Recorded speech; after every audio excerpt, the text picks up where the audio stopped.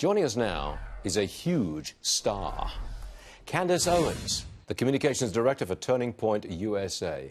Candace, welcome to the program.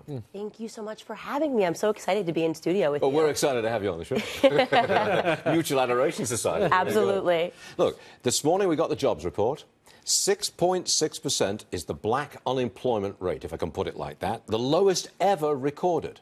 Why isn't that message getting out to the black community? Because they don't want blacks to be independent. We saw that with the State of the Union address, the Black Caucus, which You're talking about black leadership as yeah. opposed to the mass of the black community. Absolutely. So what it comes down to is that message can't get out because they don't want blacks to be independent. We saw that in the State of the Union address when they sat down when they announced that black unemployment rate was low, and they stood up when Obama was in office for more food stamps. I don't get it, Candace. I don't get it. I mean, surely the leadership of black America wants real progress. No. I don't know.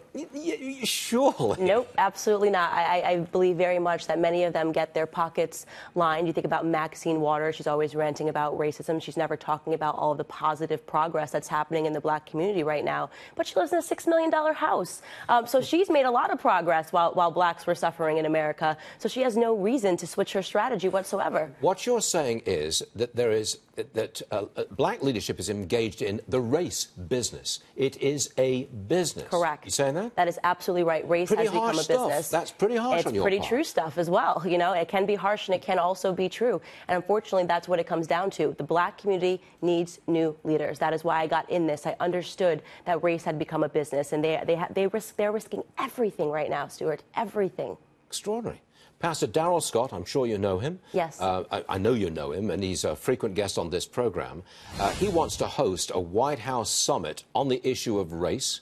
I think Kanye will be there, and I think you were the catalyst for this, weren't you? Correct. So we're doing at Turning Point USA, the Young Black Leadership Summit in D.C. And the reason for that, I understand the criticism. A lot of people say to us, well, you can't use race, you can't use identity politics.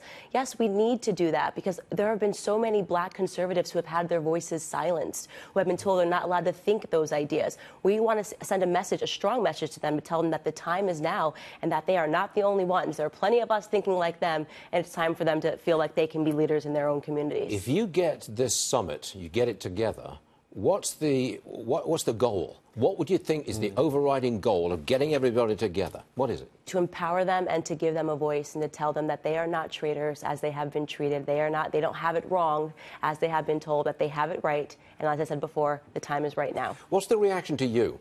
Because you made a big splash. I mean, you really did. What happened to you? Look, it's love and hate equal parts. I had planned to do this. I said I want to launch an ideological civil war in the black community. I want black people to begin arguing. That's great, because that means that we're not a monolith. It means that we have different ideas. Arguing is good. It means that we're willing to debate and to use facts and data and to research to support our arguments. So I'm very pleased with the business of being loved and hated. Are we going to get this summit going? We are absolutely going to get this summit going. You don't have a date or anything yet, but it's going to happen. It's 100% going to happen in October of this year. You know, you work with Charlie Kirk, yes, Turning Point USA. I do. We always say that he's going to be the president of the United States, maybe 2040, maybe 2044.